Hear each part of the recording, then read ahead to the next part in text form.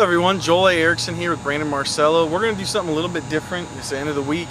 Well, when you're viewing this, it'll be the end of the week, not for us right now. But we're gonna look at it from, instead of giving our predictions, we're going to take a look at a couple of questions we want to see answered from each team. Brandon, what sticks out to you from the Auburn side? Well, can Auburn run the ball against Mississippi State? Mississippi State's only allowing 98 yards per game on the ground. If Auburn can crack that egg, I've said that twice this week. If they can crack that egg, so to speak. Brandon's eating omelets on Saturday. I guess I must be. If they can do that, I like Auburn's chances. You know, I think I saw a stat where whenever Auburn rushes for less than 250 yards under Gus Malzahn, they're 3-2, and they're almost unstoppable if they rush for 250 plus. So that's the key. Can they do it against this Mississippi State defense that has shut everybody down on the ground?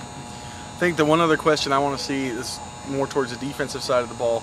It's going to be the first elite quarterback that Auburn's played so far.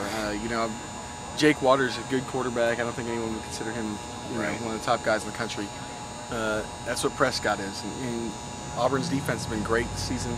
Done a good job. Pass efficiency for opposing quarterbacks is way low. But this is their first chance to play somebody who can really sling it around. It'll be interesting to see how that works. Yeah. What do you got for the Mississippi State side of things? I think Mississippi State's going to be able to move the ball and all that and maybe be very good on defense. But my question for Mississippi State is, how does it respond to adversity? And if that doesn't happen, how do they deal with prosperity? We've seen, I know it's late and the games are in hand, but the pass defense has been in flux at times. They've allowed some big plays through the air. They've been herky-jerky in moments like that, especially against UAB. What happens if Auburn starts out fast, say they get a 2-touchdown lead? How does Mississippi State respond? They haven't been in that position all season, really. Or how does Mississippi State react if they get up 21-0 on Auburn, but they do so against an Auburn offense that we all know can get things going real quick and score in spurts and do a lot of points, put a lot of yards up and a lot of points. So that's my big question for Mississippi State, even though they're playing in front of that home crowd. I want to see what Mississippi State's offense does when they play an elite defense. You look at the defenses they've played so far. LSU is, I think, ranked the 30th or something like that. But those are highly skewed stats. If you look at what they did against Auburn and Mississippi State, they gave up 566 and 570 yards. So Texas A&M doesn't have it. None of their non-conference opponents had it. Mississippi State just hasn't played a defense that's anywhere near the top of the rankings, or should be. LSU's near, but they're not. Their resume doesn't build it. Auburn's defense, on the other hand, is legitimate. They've played 3 SEC games at this point.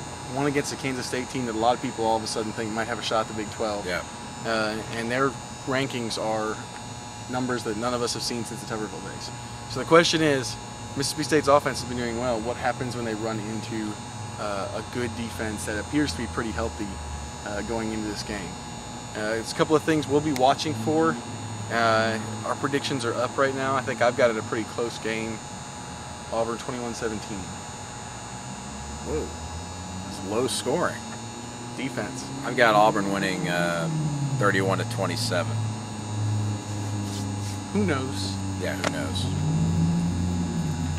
Much more coverage coming for AL.com for the next couple days.